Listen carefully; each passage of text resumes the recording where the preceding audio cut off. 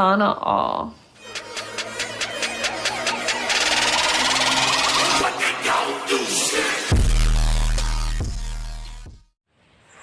Yo, what's up mga ka-sir? Ayan mga ka-sir, ayan. Nakasakay ako kay Kombi. So kasama ko si Kabaderay TV kasi magpipishing kami ngayong araw na to. So saan ba tong lugar na to guys, yung pinagpipishingan namin? So dito yan guys, sa Rimao, Pasakaw, Caranan, Camarines Sur guys. So ayan nga, papunta na kami dun sa spot na pagpipishingan namin. So napakasarap mag-fishing guys kasi nakaka-relax. So ayan na nga kami dyan sa may pinagpipishingan namin. So ayun nga lang guys, napakalakas ng alon dahil merong bagyo at napakalakas din ng habagat mga guys. So medyo hirap din kami magcasting ng aming mga pamingwit mga lodi, pero enjoy pa rin, napakasaya pa rin ang pagpipishing namin kasi yan nga isa sa mga paborito namin gawin kapag weekend mga ka-sir, yan o. So yun nga, may nahuri si Kabaderay TV. So ako naman, lumipat ako ng pwesto kasi medyo mabato dun sa pinagkakastingan namin. So pumwesto ako dito sa medyo malalim-lalim na parte ng dagat. So ayan na nga guys, magkakasting ako dyan. At syempre, yan, nakahuli tayo dyan ng tiki or tuko. Present kagad, unang area guys. So nakahuli tayo ng tuko. So palaging ganyan mga lodi. So yun na nga, lumipat kami ng location ng spot namin guys kasi naghahanap talaga kami ng medyo maayos at magandang pamingwitan. So ayan, napakalakas pa rin ang alon dyan mga lodi. So ayan, malakas nga yung alon dyan, pero napakaganda nung spot. Yan nga lang guys, talaga medyo madalang talaga yung isda, pero kahit ganun mga lodi, so yung buong araw simula 7 AM hanggang 3 PM kami dyan sa pinagpipishingan namin. Sulit na sulit para sa amin kasi nakakawala ng stress at para kaming nare-refresh or nagkakaroon kami ng para nakapag-recharge yung mga katawan namin.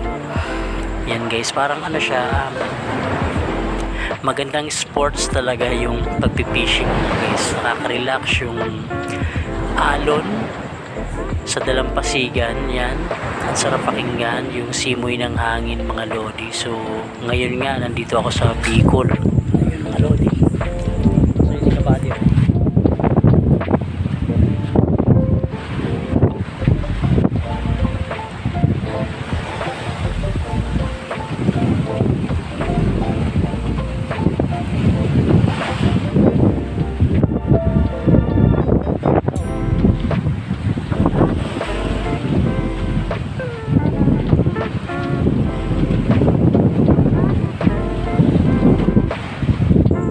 So ayan na nga mga lodi. So nilalakad namin yung pinaka dulo nitong beach na to guys. Yan, medyo mabato talaga yung mga lugar na yan. Yun nga lang, napakalakas ng alon. So kung medyo maganda yung panahon sana at medyo katamtama lang yung alon, medyo makakahuli kami ng isda, pero dahil ganyan nga kalakas yung alon, mahirap mag-fishing, pero enjoy pa rin guys. So ayan na nga kami ni Kabaderay TV. So magpupwesto kami dyan sa may batuhan na yan. Yan, tatry namin kahit maalon. At least sinusubukan pa rin namin mag-casting kasi isa yun sa mga hobby namin ang pagpipishing mga lodi. So ganyan talaga kapag nagpipishing. So hanap kayo ng magandang spot. At syempre ang napakaganda niyan sa pagpipishing guys, kapag nakakahanap kayo ng magandang spot, nakikita nyo yung mga lugar na hindi nyo pa napupuntahan. So yung dagat na hindi nyo pa napupuntahan, so napaka-exciting. At syempre isa na rin dun yung mga mahuhuli nyong isda, kung ano bang uri ng isda yung mga mahuhuli ninyo mga lodi. So ayan, yan, nagka-casting kami dyan, baka sakaling meron mga lodi. So habagat nga yan, napakalakas ng alon. So ayan, meron kaming baon guys ng lulutuin namin yung iihawi namin mamaya. At meron din kaming dalang kanin. Syempre magluluto kami mamaya dyan, rating namin dun sa spot na pupuntahan namin. So medyo malayo yung lakad namin papunta dyan. Umakit kami ng bundok, bumaba kami ng bundok. Yan guys, talagang hindi ko na napakita yung mga dinaanan talaga namin. So hiking talaga. At yan, sa medyo mahina-hina guys, medyo talagang matindi ang akyatan ng bundok at pababa ng bundok guys yung dinaanan namin dyan para makarating kami dyan sa spot na yan guys. So yung lugar na yan mga lodi is ano yan, dulo ng ano yan, Suminabang dito sa Sarimao, Karanan, Pasakaw, Camarines guys. So wala nang tao dyan, so wala rin nakatira dyan.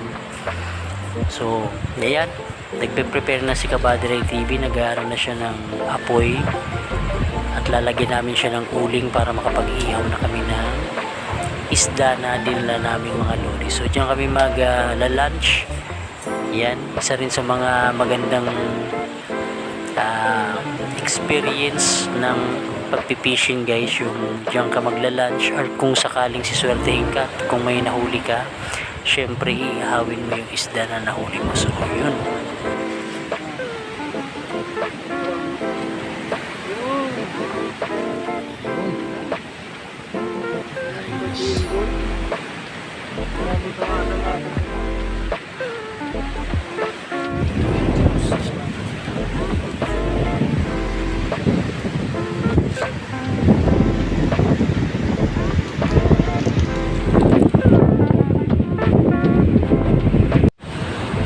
Guys, yan, maglalunch na kami ni Kabady TV kasi nakapag-ihaw na kami ng isda, yung dala namin isda ng tulingan. May nahuli din kaming isda kagaya ng tiki at yung grouper na nahuli namin guys. So inihaw namin yun. So ang sarap din pala ihawin yung mga lodi. So ayan, at enjoy tayo sa paglalunch namin kasi meron pa kami pupuntahan dun sa pinakadulo ng spot na pupuntahan namin.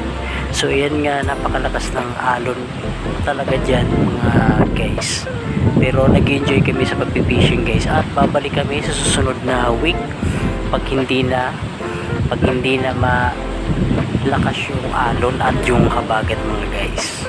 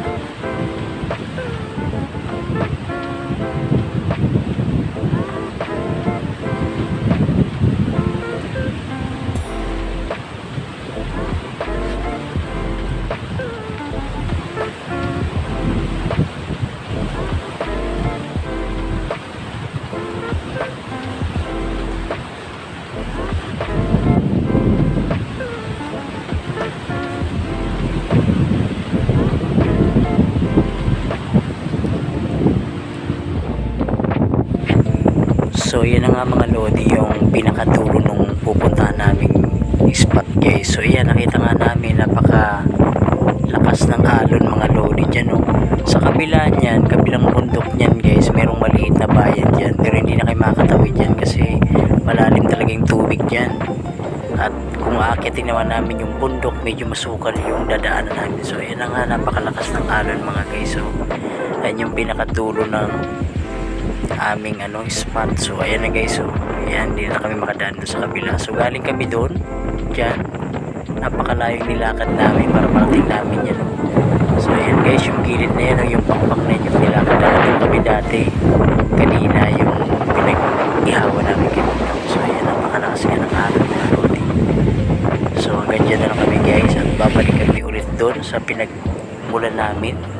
At magpipishing pa kami dun guys, baka sakali nakapagkuha kami at kahit hindi kami makahuli ng malaking isda, mga lodi, at least nakapag-fishing kami. So yun talagang hobby namin, yung hilig namin, yung pag-fishing nung aking kasama na si Kabady TV guys. So yun, maraming salamat sa pagnonood ng ating munting vlog mga guys. So sana'y na-inspired ko kayo guys. Yan, at pasensya na sa ating video. At syempre na magka-casting kami ni Kabady TV dyan, medyo mababaw at yung alon is nandun sa pinakadulo kasi yun yung pinakamalalim doon kasi merong bato dyan, kaya medyo hindi umaabot dito sa may pangpang yung alon guys. So yun guys, maraming salamat at subscribe na kayo sa ating YouTube channel para ma-inspire tayo gumawa ng mga content guys. So thank you so much.